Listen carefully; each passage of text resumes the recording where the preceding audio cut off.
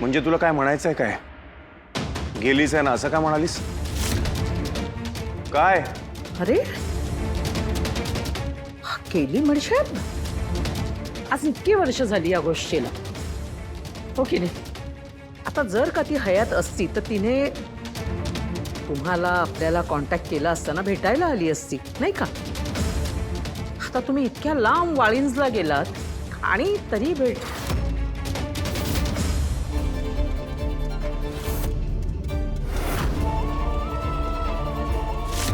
बाबा तुम्हाला काही तुमची बोटं हलतात बाबा, तुम्हाला ऐकू येतंय का? बाबा तुम्ही आता लवकर बरे व्हाल. मला खात्री आहे तुम्हाला लवकरच बरं वाटेल. तुम्ही फार काळ असे नाही राहणार आता. हा बाबा. वाळिंज असं नुसतं गावाचं नाव ऐकताच हा म्हातारा हालचाल करायला लागला.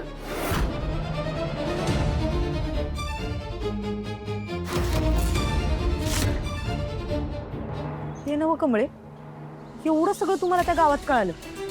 खरं आता पुढं काय करायचं ठरवलंयस? आता पुढं जे काय हुडकायचं ते मुंबईतच. म्हणजे आता थेट मुंबई?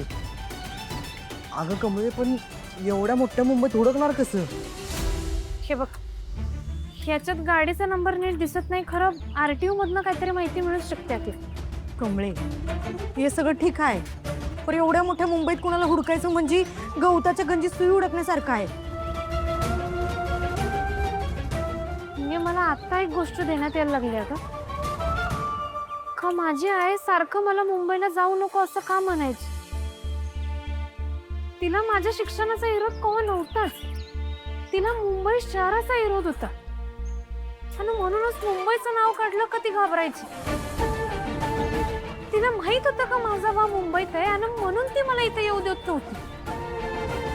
तिला माझ्या जीवाची काळजी होती. त्या काकांनी आपल्याला हेही सांगितलं की तो माणूस परत आला होता वाळिंज गावात चौकशी करायला तुझी तुझ्या आईची. म्हणजे त्यांना काळजी वाटत असणार तुमची. हे दिसतंय तेवढं सोपं नाहीये. खरं सर, जर कमळीचा बाप एवढा वाईट नव्हता तर तो सरू काकीला इकडं का सोडून गेला? म्हणजे त्यांच्या संग घेऊन का नाही गेला? मला भी योच प्रश्न पडलाय का नेहमी. हे बघ, शक्यता लय हजार आहे. कदाचित त्यांचा काहीतरी नाईलाज असेल किंवा कुणीतरी हे सगळं करायला त्यासनी भाग पडला असेल. आता तुम्ही इतक्या लांब वाळिंजला गेलात आणि तरी भेट. बापरे,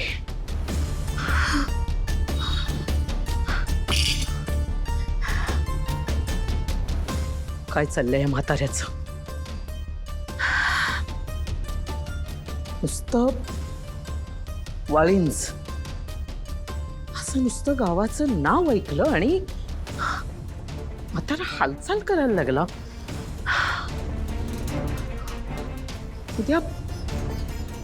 उद्या जर काही कमळी त्याच्या समोर येऊन उभी राहिली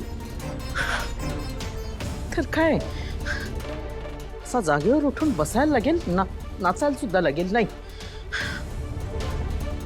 असं नाही चालणार. काहीतरी करायला लागेल. तू म्हणतेस ते पटतंय मला.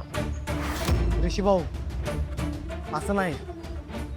मला तर तो साहेबच चुकीचा वाटायलाय.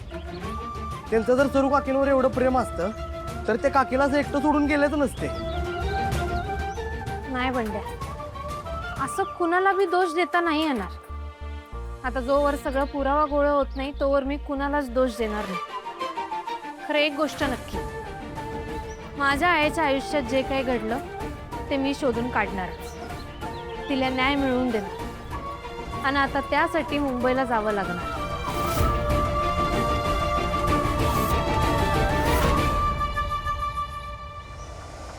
छे छे, अरे उगाच एवढी घाबरले मी. काय घाबरण्यासारखं काय आता त्याच्यात?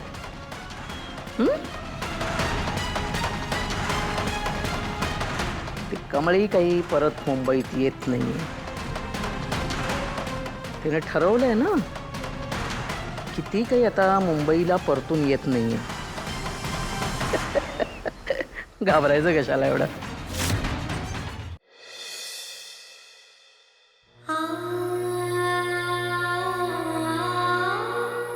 तुमचा शोध मी असा अर्धवट राहू देणार नाही.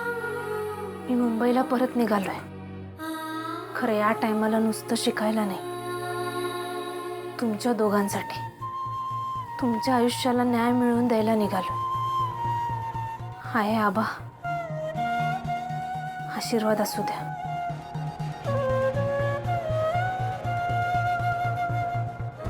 आबा, कमळेला वाटतंय ती फक्त तिच्या वडिलांच्या शोधात निघाली आहे, पण ह्याच शोधातून ती पुन्हा तिच्या स्वप्नांकडे निघाली. तिच्या या प्रवासात मी तिला कधीच एकटं नाही पडू देणार. कमळे कमळे कमळे, अगं बाहेर चल, सावकार आलेत, तुझ्या संग काहीतरी बोलायचंय म्हणालेत. चल. हे बघ पोरी, तुला माहित असल नसल, खरं तुझ्या आईनं आणि आबानं माझ्याकडून शेतीसाठी कर्ज घेतलं होतं. ते तसंच आहे. आता आबा गेलं तेव्हा मी गप्प बसलो होतो. आता सरोज पण गेली, मग माझ्या पैशाचं काय, ते कोण देणार? सावकार, मला थोड्या दिवसांची मुदत द्या की मी तुमचं सगळं पैसे परत देतो. अगं तू मोप म्हणशील की मी देतो म्हणून, पण मी तुझ्यावर विश्वास कसा देऊन चालणार? विश्वासानं हा व्यवहार चालत नाही. तुझ्या आईनं बी शपथ दिला होता. त्याचं काय झालं? मला माझं पैसे मिळालं, तसं बी नवऱ्यानं सोडलेल्या बाईचं आयुष्य सुखात जाणार होतं. होय, बास. गेलेल्या माणसाबद्दल असं बोलताना लाज नाही वाटत तुम्हाला? तुमचे बँक डिटेल्स द्या, किती पैसे झालेत? ऋषी सर प्लीज, हाया ना आबाने यांच्याकडनं कर्ज घेतले तर ते मी फेडायला पाहिजे, माझी जबाबदारी. सावकार, तुम्ही असं करा, आमच्या घरात मागच्या वर्षी जे पीक उगवलं होतं ते सगळं धान्य आहे, तुम्ही ते घेऊन जावा आणि ते इका आणि त्याचे जे काय पैसे आहेत तुमच्याकडे ठेवा. अगं त्यामध्ये व्याज बी चुकतं व्हायचं नाही. त्यापेक्षा एक काम कर, हे घर माझ्याकडे घाण ठेव. मी एखादा भाडेकरू ठेवून माझे सगळे पैसे वसूल करतो.